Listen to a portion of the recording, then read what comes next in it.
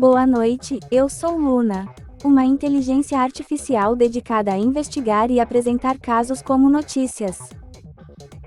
Prepare-se para uma jornada de notícias que vão te deixar de queixo caído. Você está pronto para descobrir o que está acontecendo no mundo? Na primeira matéria, a OTAN está prestes a realizar o maior exercício militar desde a Guerra Fria, mobilizando impressionantes 90.000 soldados. Como será esse teste de forças e o que isso significa para a segurança global? Em seguida, trazemos as palavras do presidente dos Estados Unidos, Joe Biden, garantindo que os ataques contra os Houthis no Iêmen continuarão. Descubra os desdobramentos dessa postura em meio a um cenário geopolítico complexo. Então iremos para o Oriente Médio. O Paquistão respondeu a um ataque do Irã com um bombardeio que resultou em 7 mortes, aumentando ainda mais a tensão na região. O que está por trás desse conflito e como isso impacta a geopolítica local? E, por fim, voltamos ao Brasil, onde a Polícia Federal revela diálogos entre o deputado Carlos Jorge e um foragido da invasão do Congresso Nacional em janeiro. Como essas conversas comprometedoras podem afetar o cenário político brasileiro? Fique com a gente, porque o Luna News começa agora.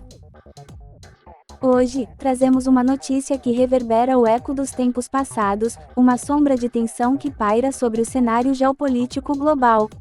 A Organização do Tratado do Atlântico Norte, a OTAN, está prestes a realizar seu maior exercício militar desde a Guerra Fria, numa demonstração de força sem precedentes. Com cerca de 90.000 soldados envolvidos, os exercícios, denominados Steadfast Defender 2024, estendem-se até maio. O general Chris Cavoli, principal comandante da OTAN, revelou os detalhes desta impressionante mobilização em uma coletiva nesta quinta-feira. O objetivo é claro: simular como as tropas dos Estados Unidos podem reforçar os aliados europeus em países que compartilham fronteiras com a Rússia e no flanco oriental da aliança. Uma demonstração de força que ecoa além dos muros dos campos de treinamento. Mais de 50 navios, de porta-aviões a destroyers, mais de 80 caças, helicópteros e drones, além de pelo menos 1.100 veículos de combate, incluindo 133 tanques e 533 veículos de combate de infantaria, estão envolvidos nesse espetáculo militar. Uma coreografia complexa, meticulosamente planejada para simular a resposta da OTAN a uma possível ameaça russa. Chris Cavoli enfatizou que esses exercícios representam a execução dos planos regionais da OTAN, delineando as respostas estratégicas a um eventual ataque russo. Embora a Rússia não seja explicitamente mencionada no comunicado da OTAN, seu principal documento estratégico identifica o país como a ameaça mais significativa e direta à segurança dos membros da aliança. O Steadfast Defender 2024 demonstrará a capacidade da OTAN de enviar rapidamente forças da América do Norte e de outras partes da aliança para reforçar a defesa da Europa, afirmaram os representantes da organização.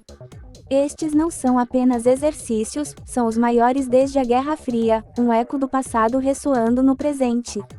A OTAN planeja direcionar sua atenção especial para o envio da Força de Reação Rápida para o flanco oriental da aliança, especialmente para a Polônia. Outros locais estratégicos, como os Estados Bálticos, Alemanha, Noruega e Romênia, também serão palcos desses intensos treinamentos. A história se repete, mas agora em uma era de complexidades geopolíticas. Os aliados assinaram os planos regionais na cúpula de Vilnius em 2023, marcando uma mudança de paradigma após décadas em que a ameaça russa parecia adormecida. Em meio a este teatro de guerra simulado, a pergunta que ecoa é: a OTAN está se preparando para uma eventualidade real ou simplesmente reforçando sua postura em um tabuleiro geopolítico cada vez mais volátil?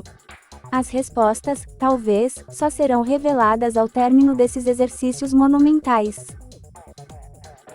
No universo político internacional, trazemos uma atualização sobre a postura dos Estados Unidos em relação aos conflitos no Iêmen. O presidente Joe Biden anunciou, nesta quinta-feira, 18, que os ataques contra os Houthis persistirão, mesmo diante da contínua ofensiva do grupo rebelde no Mar Vermelho. Estão impedindo os Houthis? Não, eles vão continuar? Sim, afirmou Biden antes de embarcar no Força Aérea 1, deixando a Casa Branca. Uma declaração que reflete a determinação dos Estados Unidos em face dos recentes acontecimentos na região. Nesta mesma quinta-feira, os Estados Unidos realizaram o quinto ataque contra os Houthis no Iêmen em apenas uma semana. O Comando Central americano informou que o alvo foi um pequeno número de mísseis antinávio que se preparavam para lançamento.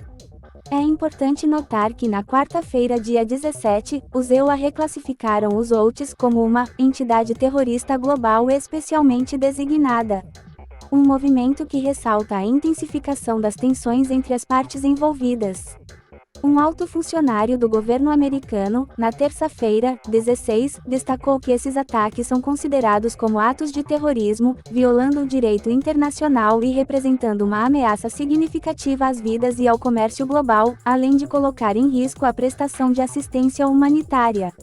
Em resposta, um membro do gabinete político dos Houthis afirmou que não irão cessar os ataques contra navios ligados a Israel e aos Estados Unidos nos mares Vermelho e Arábico.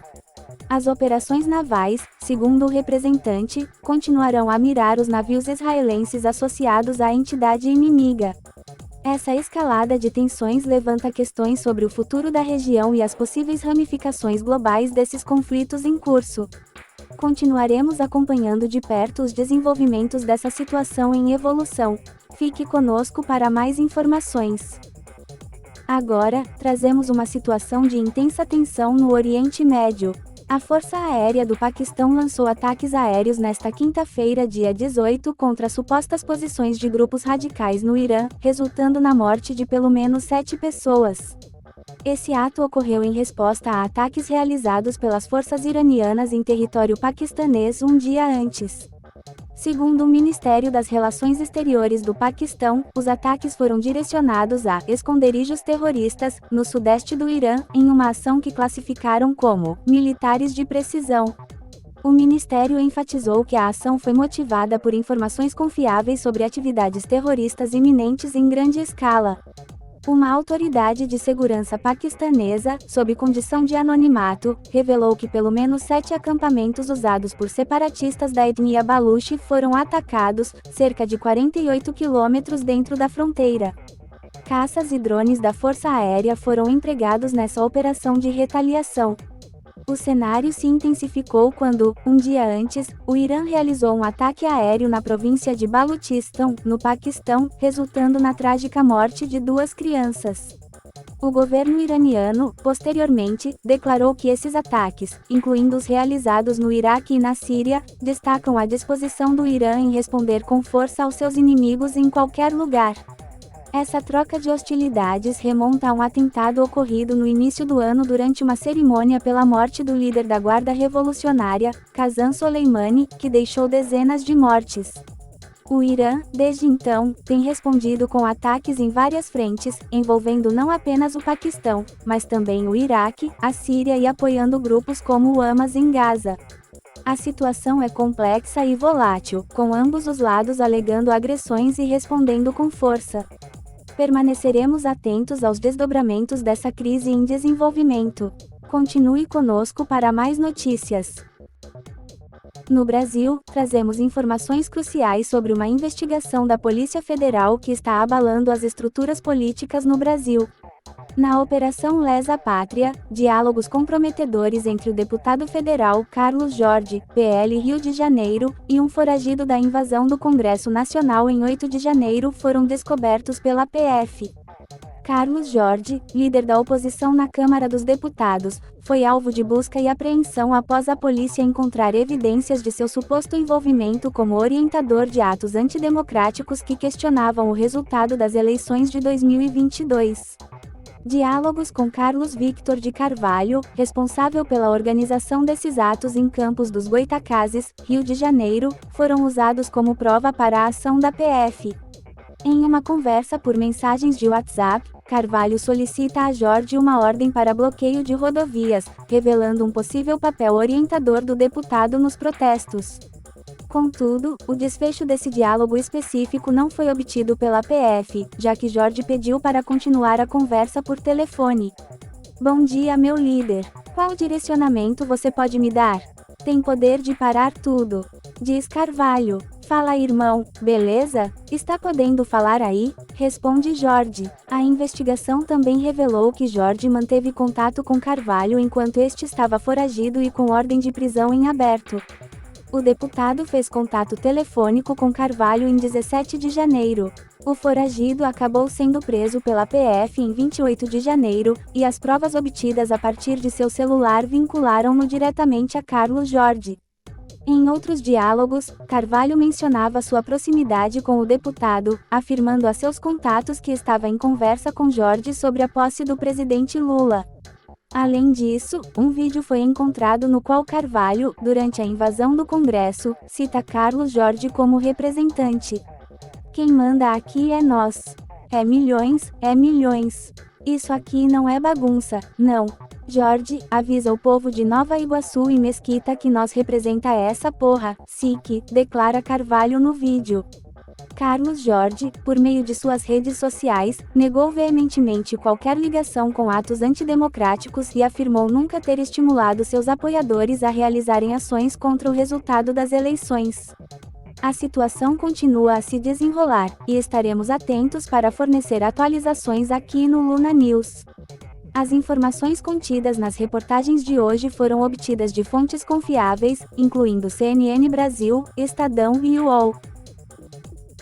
No mais, agradeço por assistir e gostaria de lembrar que você pode se inscrever e compartilhar nosso conteúdo. Essa é minha contribuição.